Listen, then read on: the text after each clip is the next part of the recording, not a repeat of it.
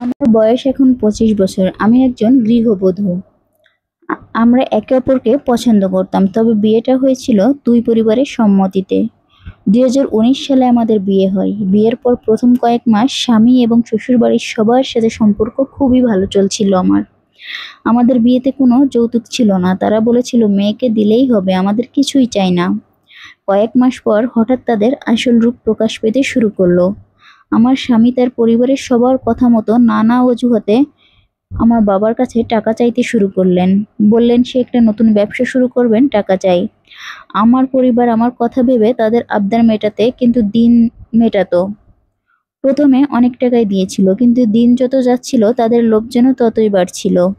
একদিন আমি বললাম যে আমি আর আমার বাড়িতে টাকার কথা বলতে পারবো না।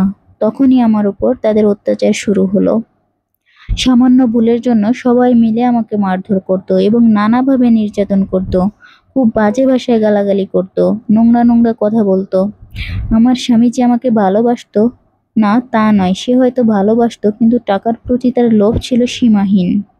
ধীরে ধীরে সে ব্যবসার কাজে টাকাগুলো না খাটিয়ে হাতে যখন অনেক টাকা চলে আসে, যখনই আমার বাবার বাড়ি থেকে 2 লাখ 3 লাখ করে টাকা দিত, সে সেসব টাকা দিয়ে কাজ না করে নেশা, জুয়া খেলার মতো নানা খারাপ কাজে জড়িয়ে পড়তো।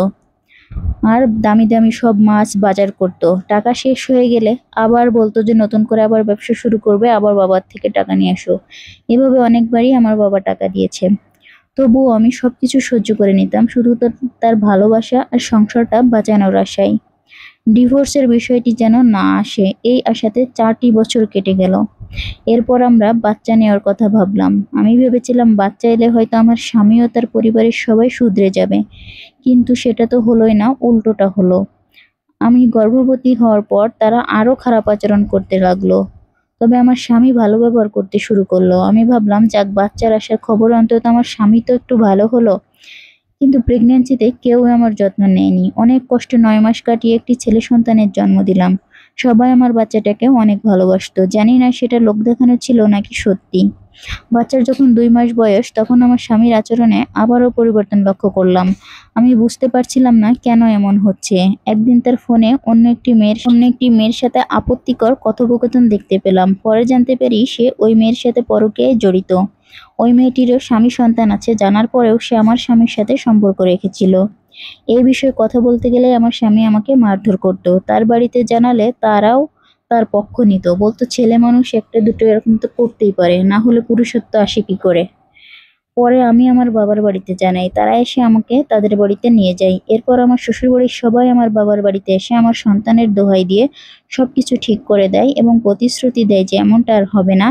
এই আশ্বাসে তারা আমাকে ফিরিয়ে নিয়ে যায়। কিন্তু কথায় আছে না, কুকুরের লেজ কখনো সোজা হয় না। তাদের বাড়িতে ফিরে যাওয়ার প্রায় 2 মাস পর আবার আগের মতো হয়ে যায়। আমার বাচ্চার বয়স এখন 9 মাস। সে বাবা ও দাদা বলা শুরু করেছে।